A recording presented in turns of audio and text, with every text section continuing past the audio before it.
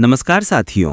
आज 24 अक्टूबर 2025 की बड़ी खबर सामने आ रही है ईपीएस 95 पेंशन को लेकर, और यह खबर हर पेंशनधारी के दिल से जुड़ी है। आप सब जानते हैं कि हम पिछले कई सालों से ईपीएस 95 पेंशन बढ़ाने की मांग को लेकर आवाज़ उठा रहे हैं। अब हालात बदलते नजर आ रहे हैं। सरकार की ओर से महत्वपूर्ण संकेत मिले हैं जो हमारे संघर्ष की जीत की तरफ पहला कदम हो सकता है। इसलिए साथियों, अगर आपने अब तक हमारे चैनल ईपीएस 95 नेटवर्क को सब्सक्राइब नहीं किया है तो अभी सब्सक्राइब करें, वीडियो को ज़्यादा से ज़्यादा शेयर करें और हमारे इस आंदोलन को हर पेंशनर तक पहुँचाएँ, क्योंकि यह सिर्फ एक खबर नहीं, यह हमारी उम्मीद, हमारा संघर्ष और हमारा हक है। ईपीएस पेंशन हक न्यूज़। सरकार ने 2025 तक ईपीएस 35 पेंशन बढ़ाकर 10,000 रुपये कर दी। कर्मचारी पेंशन योजना ईपीएस 35 भारत भर के लाखों कर्मचारियों के लिए सेवानिवृत्ति सुरक्षा का आधार रही है। अपनी शुरुआत से ही इसने एक महत्वपूर्ण सुरक्षा कवच प्रदान किया है, जिससे यह सुनिश्चित हुआ है कि पेंशन भोगियों को सेवानिवृत्ति के बाद एक स्थिर आय प्राप्त हो। 2025 के लिए ईपीएस 95 पेंशन वृद्धि की घोषणा के साथ पेंशनभोगी अपने मासिक लाभों में उल्लेखनीय वृद्धि की उम्मीद कर सकते हैं। यह विकास उन सेवानिवृत्त व्यक्तियों के जीवन की गुणवत्ता में सुधार का वादा करता है जो इन पेंशन पर बहुत अधिक निर्भर हैं। इस लेख में हम इस वृद्धि के विवरण, इसके निहितार्थ और पेंशन भोगियों के लिए यह कदम क्यों महत्वपूर्ण है, इस पर चर्चा करेंगे। ईपीएस 95 और इसके महत्व को समझना। ईपीएस 95 को संगठित क्षेत्र के कर्मचारियों को पेंशन लाभ प्रदान करने के लिए कर्मचारी भविष्य निधि संगठन ईपीएफओ के एक भाग के रूप में शुरू किया गया था। कर्मचारी भविष्य निधि ईपीएफ, जो एक मुश्त सेवानिवृत्ति बचत है, के विपरीत ईपीएस कर्मचारी की सेवा के वर्षों की संख्या और वेतन के आधार पर मासिक पेंशन की गारंटी देता है। यह मासिक पेंशन सेवानिवृत्त लोगों के लिए आय का एक महत्वपूर्ण स्रोत है, खासकर उन लोगों के लिए जिनके पास नौकरी छोड़ने के बाद आय के कोई वैकल्पिक स्रोत नहीं है। ईपीएस 95 के तहत पेंशन राशि की गणना एक सूत्र के आधार पर की जाती है जो पेंशन योग्य वेतन और पेंशन योग्य सेवा वर्षों को ध्यान में रखता है। समय के साथ मुद्रास्फीति और बढ़ती जीवन यापन लागतों ने सरकार के लिए पेंशन राशि में समय समय पर संशोधन करना अनिवार्य कर दिया है, ताकि पेंशन भोगियों को वास्तविक आय में नुकसान न हो। 2025 में पेंशन वृद्धि की घोषणा पेंशन भोगियों की मांगों और जीवन यापन की बढ़ती लागत के मद्देनजर सरकार ने 2025 से ईपीएस 95 पेंशन राशि में वृद्धि की घोषणा की है। यह समायोजन आर्थिक कारकों, मुद्रास्फीति दरों और ईपीएफओ की वित्तीय स्थिति पर सावधानीपूर्वक विचार करने के बाद किया गया है। पेंशन वृद्धि का उद्देश्य पेंशन भोगियों को बेहतर वित्तीय सुरक्षा और बेहतर क्रय शक्ति प्रदान करना है। यह वृद्धि हाल के वर्षों में सबसे महत्वपूर्ण संशोधनों में से एक होने की उम्मीद है, जो वरिष्ठ नागरिकों और सेवानिवृत्त कर्मचारियों के समर्थन के लिए सरकार की प्रतिबद्धता को दर्शाती है। इस कदम को श्रमिकों के योगदान को मान्यता देने तथा यह सुनिश्चित करने की दिशा में एक सकारात्मक कदम के रूप में देखा जा रहा है, जो संघ के वर्षों को सम्मानपूर्वक जी सकें। पेंशन वृद्धि का पेंशन भोगियों पर क्या प्रभाव पड़ेगा? पेंशन भोगियों के लिए ईपीएस 95 पेंशन में वृद्धि का अर्थ है हर महीने अधिक व्ययोग्य आय। यह अतिरिक्त आय बढ़ती स्वास्थ्य देखभाल लागत, मुद्रास्फीति से संबंधित मूल्य वृद्धि और दैनिक खर्चों को पूरा करने में मदद कर सकती है। कई पेंशनभोगी निश्चित आय पर जीवन यापन करते हैं और आवश्यक वस्तुओं और सेवाओं की कीमतों में लगातार वृद्धि के कारण अपने खर्चों का प्रबंधन करना उनके लिए चुनौतीपूर्ण होता है। इस वृद्धि के साथ पेंशनभोगियों के पास इन वित्तीय आवश्यकताओं को अधिक आराम से पूरा करने के लिए एक सहारा होगा।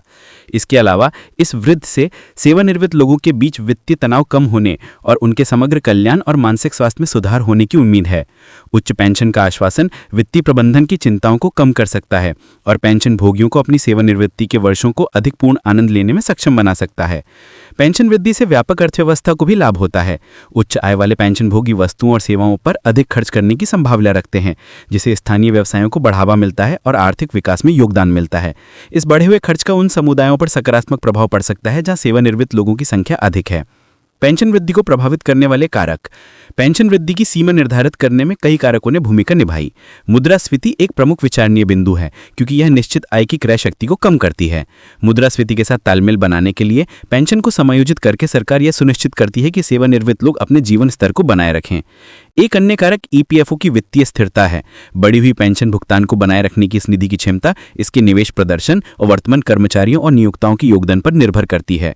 सावधानीपूर्वक वित्तीय नियोजन और प्रबंधन ने ईपीएफओ के लिए अपनी दीर्घकालिक स्थिरता को खतरे में डाले बिना इस वृद्धि की घोषणा करना संभव बना दिया है। जनसांख्यिकीय रुझान जैसे सेवानिवृत्त लोगों की बढ़ती संख्या और लंबी जीवन प्रत्याशा भी पेंशन नीतियों को प्रभावित करते हैं। जैसे जैसे लोग लंबे समय तक जीवित रहते हैं, उन्हें लंबी अवधि की पेंशन की आवश्यकता होती है, जिससे समय समय पर संशोधन आवश्यक हो जाता है। पेंशन भोगियों को आगे क्या पता होना चाहिए? पेंशन भोगियों को पेंशन वृद्धि के सटीक विवरणों, जिसमें संशोधित पेंशन दरें और प्रभावी तिथियां शामिल हैं, के बारे में जानकारी रखनी चाहिए। यह समझने के लिए कि यह वृद्धि व्यक्तिगत पेंशन राशि को कैसे प्रभावित करेगी, ईपीएफओ या संबंधित सरकारी निकायों से आधिकारिक संचार पर नजर रखना महत्वपूर्ण है। इसके अतिरिक्त पेंशन भोगियों को अपने पेंशन स्टेटमेंट की नियमित रूप से समीक्षा करनी चाहिए और यदि वह कोई विसंगति दिखाई दे या कोई प्रश्न हो तो ईपीएफओ कार्यालयों से संपर्क करना चाहिए। सक्रिय रहने से यह सुनिश्चित होता है कि पेंशन भोगियों को वह सभी लाभ मिले जिनके वह हकदार हैं। पेंशन भोगियों के लिए अपनी समग्र वित्तीय योजनाओं की समीक्षा करने का भी यह एक उपयुक्त समय है। पेंशन आय में वृद्धि के साथ कुछ लोग अपने वित्तीय भविष्य को और अधिक सुरक्षित करने के लिए अतिरिक्त निवेश या बचत रणनीतियों पर विचार कर सकते हैं। सरकार और ईपीएफओ की भूमिका। इस पेंशन वृद्धि में सरकार की भूमिका महत्वपूर्ण है। समायोजन की आवश्यकता को पहचान कर और उन्हें लागू करके नीतिमाता सामाजिक कल्याण और आर्थिक न्याय के प्रति अपनी प्रतिबद्धता प्रदर्शित करते हैं। इस योजना के प्रशासक के रूप में ईपीएफओ इस वृद्धि को कुशलता और पारदर्शिता से क्रियान्वित करने में महत्वपूर्ण भूमिका निभाता है। इस पहल की सफलता के लिए बढ़ी हुई पेंशन का समय पर वितरण सुनिश्चित करना और पेंशन भोगियों के साथ स्पष्ट संवाद बनाए रखना आवश्यक है। सरकार और ईपीएफओ को भविष्य में आवश्यकता अनुसार समायोजन करने के लिए आर्थिक स्थितियों और पेंशन भोगियों की आवश्यकताओं की निगरानी जारी रखनी चाहिए। भविष्य की ओर देखना। ईपीएस 95 पेंशन का भविष्य। 2025 की पेंशन वृद्धि ईपीएस 95 पेंशन के भविष्य के लिए एक सकारात्मक प्रेसिडेंट स्थापित करती है। यह बदलती आर्थिक वास्तविकताओं और जनसांख्यिकीय रुझानों के अनुसार पेंशन नीतियों को अनुकूलित करने के महत्व पर प्रकाश डालती है। जैसे जैसे भारत का कार्यबल और अर्थव्यवस्था विकसित होती है, पेंशन प्रणाली को सेवानिवृत्त लोगों की आवश्यकताओं के प्रति संवेदनशील बने रहना चाहिए। आने वाले वर्षों में पेंशन कवरेज में सुधार, लाभ बढ़ाने और फंड की स्थिरता बढ़ाने के उद्देश्य से और भी सुधार किए जा सकते हैं। डिजिटल नवाचार और बेहतर डेटा प्रबंधन पेंशन प्रशासन की दक्षता में भी सुधार ला सकते हैं। पेंशन भोगियों के लिए मुख्य बात यह है कि उनकी चिंताओं को सुना और संबोधित किया जा रहा है। यह वृद्धि केवल धन के बारे में नहीं, यह सम्मान, गरिमा और देश के विकास में योगदान देने वालों के लिए एक सुरक्षित और आरामदायक सेवानिवृत्ति को सुनिश्चित करने के बारे में है। निष्कर्ष, 2025 के लिए ईपीएस 95 पेंशन वृद्धि भारत में पेंशन भोगियों के लिए एक महत्वपूर्ण मील का पत्थर है। यह बढ़ती जीवन यापन लागत के बीच अत्यंत जरूरी वित्तीय राहत प्रदान करती है और सामाजिक सुरक्षा के प्रति सरकार की प्रतिबद्धता को पुष्ट करती है।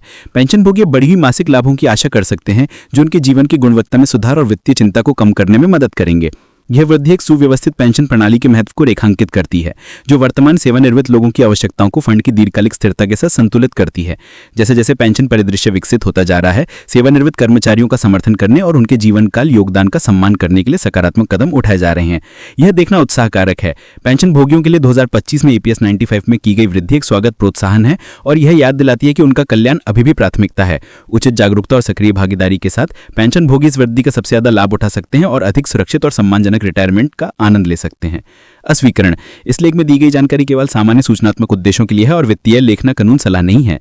पाठकों को अपनी पेंशन या सेवानिवृत्ति योजना से संबंधित कोई भी निर्णय लेने से पहले ईपीएफओ जैसे आधिकारिक स्रोतों से विवरणों की पुष्टि करनी चाहिए और किसी योग्य प्रोफेशनल से परामर्श लेना चाहिए।